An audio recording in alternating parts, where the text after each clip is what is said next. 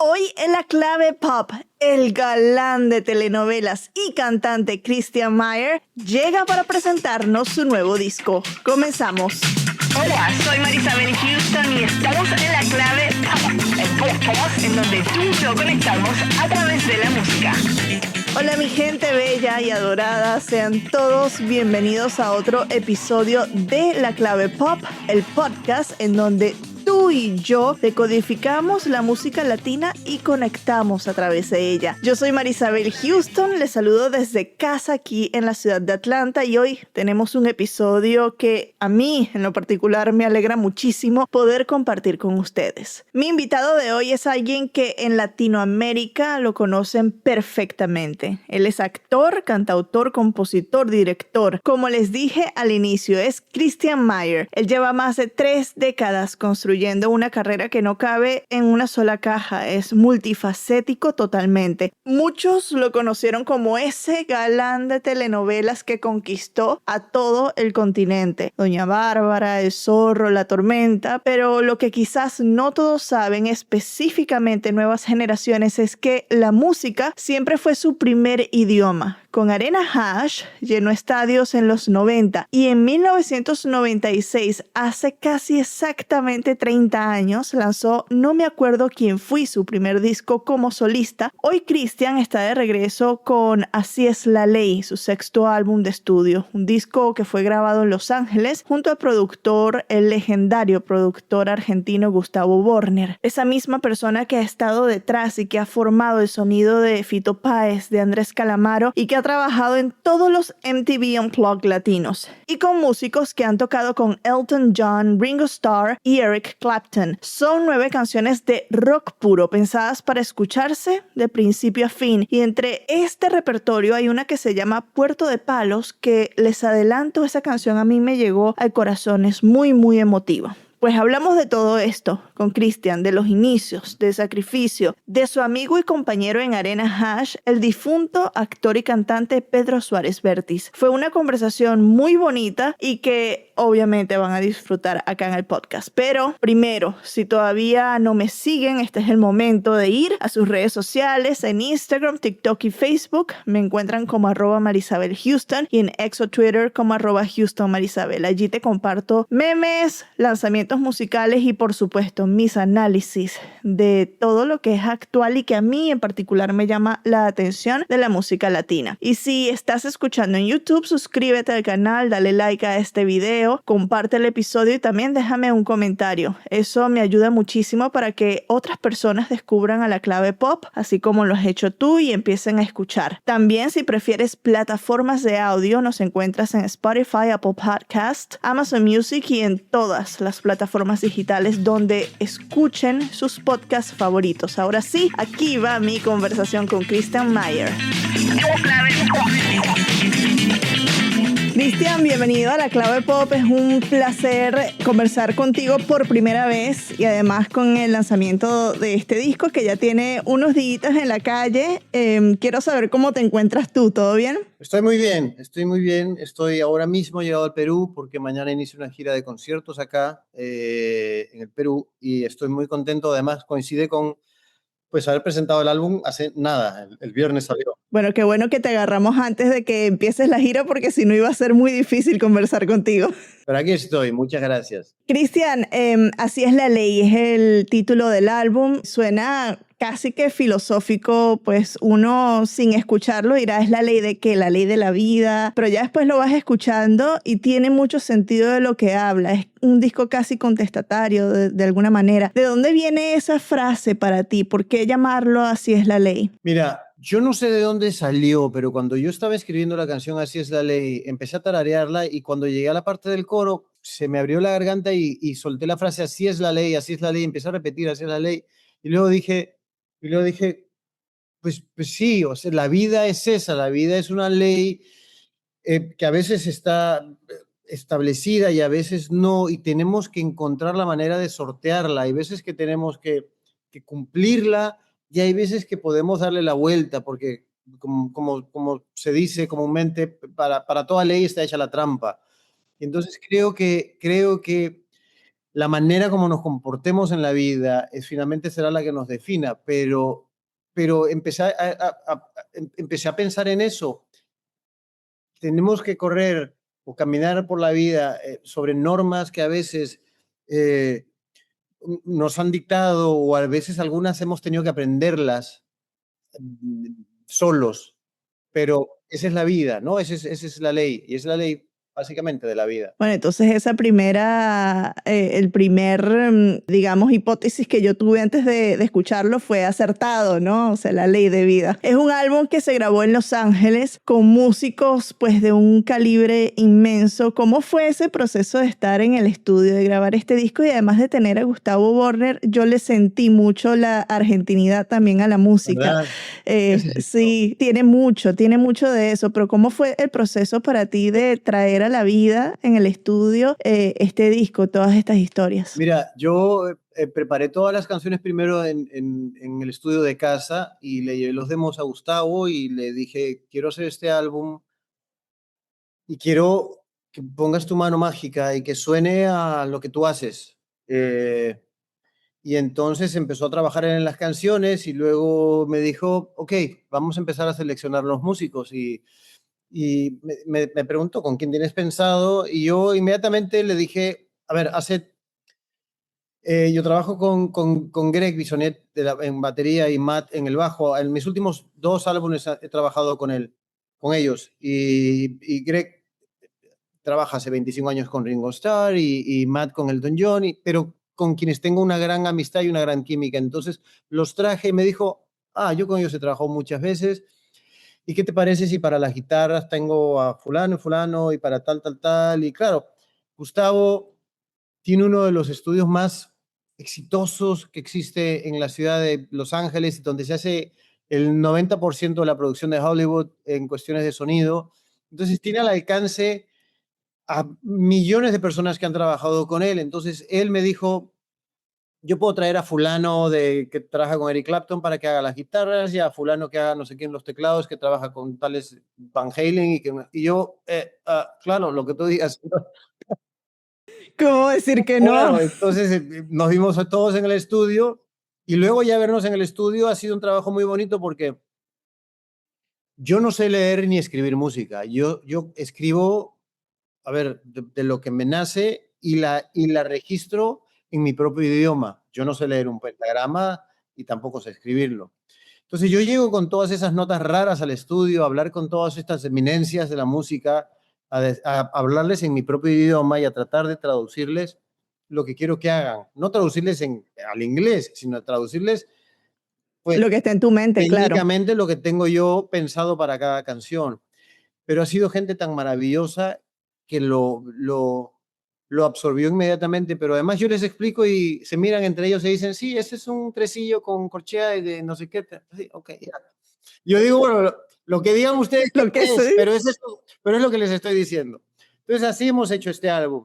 Gustavo, claro, Gustavo musicalmente está más educado, entonces él igual, él sí lleva un conteo de los compases y lleva apuntes de pentagramas y cosas que yo no entiendo. Gustavo me preguntaba, ¿qué dice en el compás 25? Le digo, no sé, pues no sé, tararéame qué parte de la canción es y te puedo decir.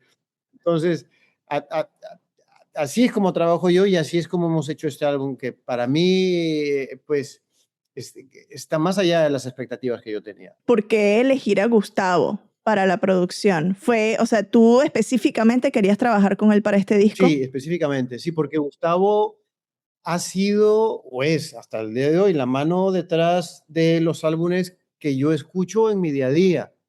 Y entonces, claro, yo veo, a ver, ¿quién produce a Fito Páez, que suena tan bueno? Gustavo Borner. ¿Quién produce los últimos discos de Andrés Calamaro? Gustavo Borner. ¿Quién ha hecho Gustavo Borner ha hecho todos los MTV Unplugged latinos, Claro. todos los que se han hecho en español, desde el de Juanes hasta los Tucanes de Tijuana, todos los ha hecho el Maná, todos. Entonces, claro, yo digo, ¿quién hace ese trabajo tan maravilloso? Gustavo Borner. Entonces, pues vamos a buscar a Gustavo Borner y uno entra a Google y busca y lo encuentra. Sí, por eso es que es el sonido inequívoco que yo decía al inicio, que suena muy argentino, mucha música de la que crecimos y que todavía sigue por generaciones, ¿no?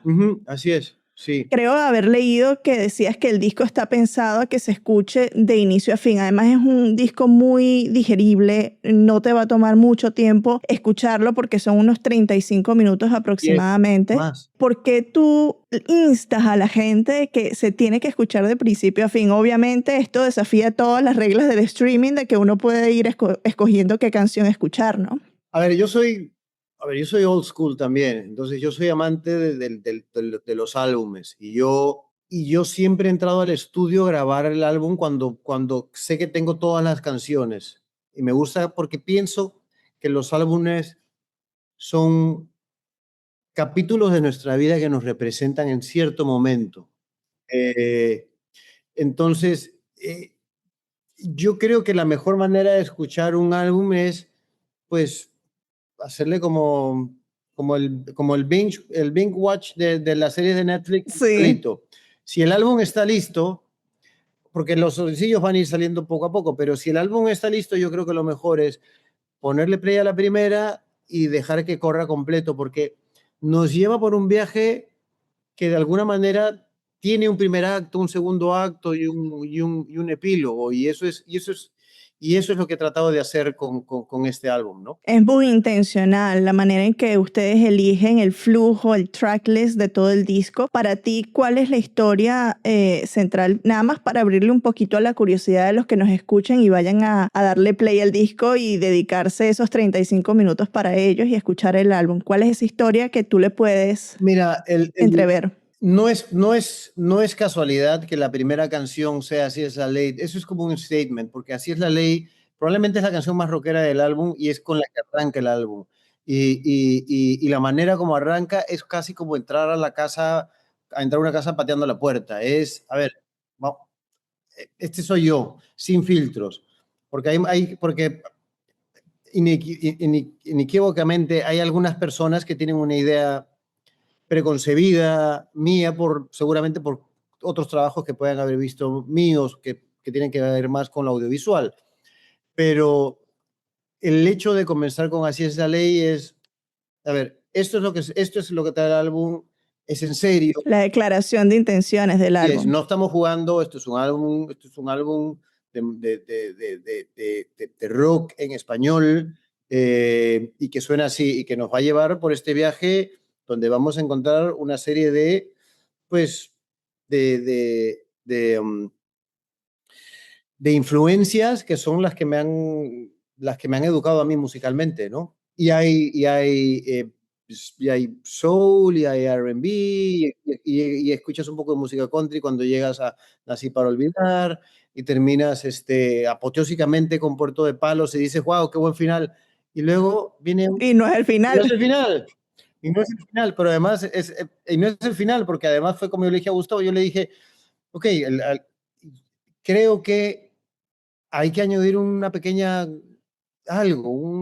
coda, algo que diga, y hay un poquito más, y podemos jugar un poquito más. Y entonces escribí eso para eso. Me gusta que digas que Puerta de Palos no es el final porque además esa canción cuenta una historia que es tu historia. Recuerdas mucho también a, bueno, la agrupación en la que pertenecías, específicamente a Pedro Suárez Vértiz, que entiendo que esta canción la escribiste después de su partida. ¿Cómo fue Puerto de Palos y para ti recordar esos inicios en la música, inclusive antes de tu disco solitario que este año cumple 30 años además? Increíble, ¿no? ¿Cuántos años cumplirán los otros? No puedo creerlo. 38 cumplen los otros. Sí, pero nos dejó hace un poco más de 2 años y a los pocos meses empecé a escribir este álbum y en algún momento dije, me gustaría escribir algo para él o pensando en él, porque era un gran amigo y alguien a quien le tenía mucho cariño, pero no quería escribir sobre la infinidad de homenajes que se le han hecho a él póstumamente por las cosas que hizo en la vida, por la gran artista que fue y las canciones que hizo y nos dejó, sino que quise escribir sobre ese que probablemente mucha gente no conoció, que fue el que yo conocí cuando tuvimos 17 años y dijimos, ¿por qué no hacemos una banda musical y nos dedicamos a hacer música rock y grabamos discos y giras? Entonces escribo sobre eso y me transporto a ese momento, a la calle Puerto de Palos, donde él vivía y creció con su familia, ¿no? Y donde le tocó trabajar desde muy joven para sacarla adelante. Y por eso él dice, no me canso de viajar y donde cante fuerte voy a regresar, porque empezó a hacer giras, pero siempre decía, quiero volver a mi casa a jugar con mis hermanos en Puerto de Palos. Entonces, cuento un poco esa historia. Y al final nombro a todas las personas que estuvieron con nosotros en ese momento, los amigos, los del barrio, los amigos del colegio que nos ayudaban cargando los instrumentos en los conciertos, nos prestaban dinero o nos prestaban el auto o nos llevaban en su auto a los canales de televisión o a las radios para poder hacer promoción. Entonces trato de poner a toda esa gente ahí en ese momento, ¿no? Creo que ese motivo. Yo hasta el día de hoy, cuando le escucho, pues de alguna manera me emociono y la gente que la ha descubierto recientemente, inclusive quienes están nombrados dentro de la canción, no sabían que existía y pues para ellos ha sido como un regalo y un volver a vivir. Es que cuando yo la escuché dije, qué hermoso y qué conmovedor y tal vez un poco difícil irse hacia esas épocas porque recordar, ¿cómo lo recordaste tú? Hubo dolor, hubo mucha nostalgia, hubo alegría por lo vivido, todos esos sentimientos juntos, Sí, imagino. sí, además en el estudio lo sentí y tuve que parar la grabación un par de veces porque, ya sabes, no, sí, Sí. se te atracan las palabras y y, y por eso además decidí que el, decidí que el, decidí que la parte más importante de la canción, que el coro no sea cantado, hay una parte del coro que es cantado, pero que sea como un himno, porque a los himnos usualmente no tienen letra, tienen que tener una melodía fuerte que identifique a la gente. Que te llegue al Por corazón, eso es sí. que esta parte no tiene letra, es un himno que se tararea, pero porque es un himno para él. ¿Cómo era esa calle, Puerto de Palos? Es una calle pequeñita, es una calle que tenía una sola cuadra, eh, donde entraba un solo auto en un solo sentido y, y que daba un parque que queda aquí muy cerca, un parque que se llama El Olivar, que está lleno de olivos y que era para Pedro la extensión de su jardín, porque su jardín era muy pequeñito, pero abría las puertas y existía este parque enorme con lagunas y cisnes y con miles de cosas. Y entonces ese es el parque donde él creció, y el árbol, él tenía un árbol famoso del cual él escribió una canción en uno de sus álbumes que se llamaba El Árbol. Y yo escribo sobre el árbol porque sé que él está ahí trepado Ahí lo y ves, claro. ahí está, ¿no? Y por eso él dice, si me demoro, búscame en el árbol que está ahí en el parque, ahí me vas a encontrar, ¿no? Y eso es un árbol en el que tú has regresado para encontrar su esencia. Es un árbol por el que paso frecuentemente y sé que está ahí y lo veo, ¿no? Y lo veo y sé que está ahí. Ujú.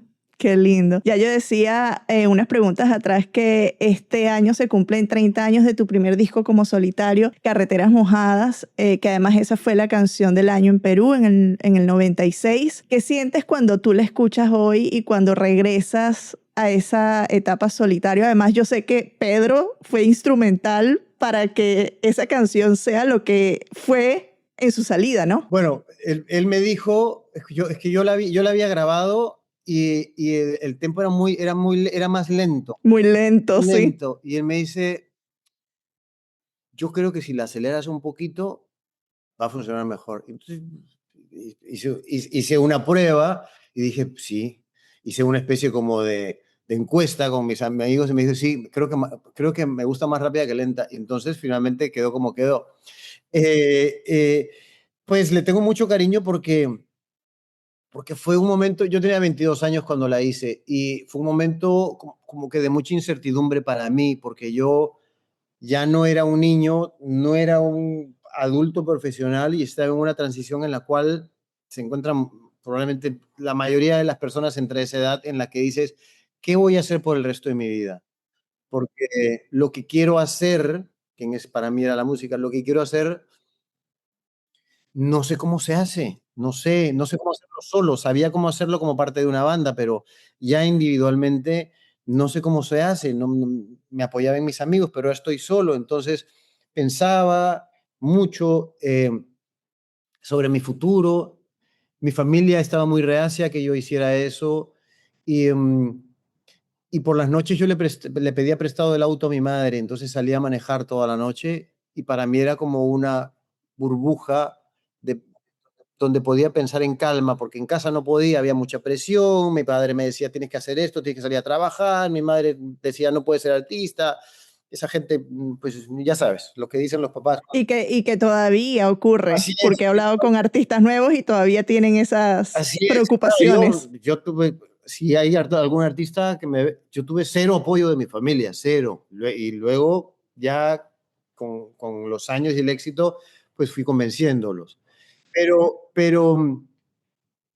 pero cuando salí a manejar, yo pensaba qué va a ser de mi vida mañana y qué voy a hacer. Y entonces manejaba toda la noche y luego empecé a escribir sobre eso, sobre, pues, mi vida la pensaba como una carretera que cuando tiene obstáculos en el camino, tiene lluvia, está mojada porque hay lluvia y hay neblina y no se ve y no hay muchas luces y hay baches en el camino y entonces empecé a pensar que mi vida era así, pero yo decía, si detengo el auto y me bajo, pues voy a dejar que me venza la vida. Lo que tengo que hacer es Tomar el control y seguir. manejar hasta la madrugada y si no he encontrado la solución, pues seguiré manejando hasta el siguiente día, hasta la madrugada, hasta finalmente encontrar mi destino, que es de lo que habla la canción, ¿no? Y finalmente sucedió. Cristian, ya casi para finalizar, porque entiendo que nos queda poquito tiempo, hay una pregunta que te quiero hacer pensando en los artistas con los que hablo frecuentemente que tienen segundos trabajos para costear la carrera. Tú en tus inicios actuabas en telenovelas, entiendo que en la noche trabajabas como mesero también para poder sacar tu carrera musical a flote. ¿En qué momento de esas noches interminables, de esos días interminables, sentiste que todo ese sacrificio valió la pena? Porque muchos se lo preguntan, ¿valdrá la pena lo que estoy haciendo para el sueño? Pues cuando eh, yo trabajaba haciendo música en el estudio, componiendo y grabando todas estas canciones de mi primer álbum, y por la noche trabajaba en el restaurante. Y buscando oportunidades, abrí el periódico y vi que estaban buscando un actor para algo, y yo, que no tenía la menor idea de cómo se actuaba, dije, probablemente tengo una oportunidad ahí de conseguir dinero y poder financiar este álbum que quiero hacer. Y llamé, y creo que confié en mis capacidades. Yo no sabía que tenía potencial de actuar, pero confiaba que podía hacerlo. Y me dan la oportunidad de hacerlo. Y recuerdo que me dieron unas escenas y me dijeron, 3, 2, 1, abres la puerta, sales de donde estás y vas a tener una confrontación ahí con un actor, que además que era el primer actor, era como hacer, que sé, una escena con el Robert De Niro de Perú. Y entonces, yo recuerdo que mientras escuchaba la cuenta de 3, 2, 1, antes de la acción, yo pensé y dije, lo que yo hoy haga del otro lado de la puerta puede que define el resto de mi vida. Y me propuse hacerlo bien.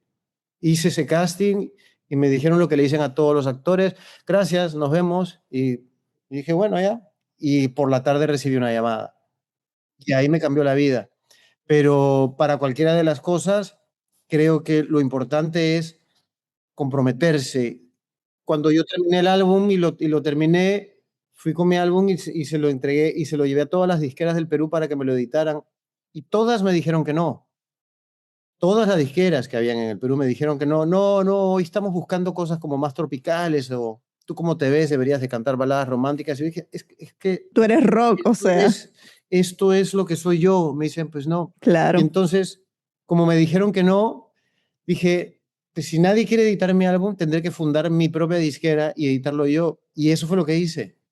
Edité con el dinero que gané como actor, formé una disquera donde tenía un empleado que era yo y yo hice todo y finalmente terminé vendiendo cientos de miles de álbumes, ¿no? Pero creí en mí. Luego me llamaron las disqueras para firmarme. Le dije, no, ya ¿no? Y me quedé independiente hasta el día de hoy. Qué maravilloso. También otra lección para los artistas emergentes que nos escuchan, que son independientes, de que es posible. Ahorita sí, última pregunta para finalizar. ¿Qué del Cristian de esa época todavía está presente y en la ética de trabajo de cómo trabajaste en Así es la ley? La curiosidad por seguir aprendiendo, eso. La curiosidad por saber que existen más cosas y por aprender de los mejores. Yo siempre he dicho que la clave del éxito en cualquiera de las etapas, la clave del éxito es siempre rodearte de gente más talentosa que tú.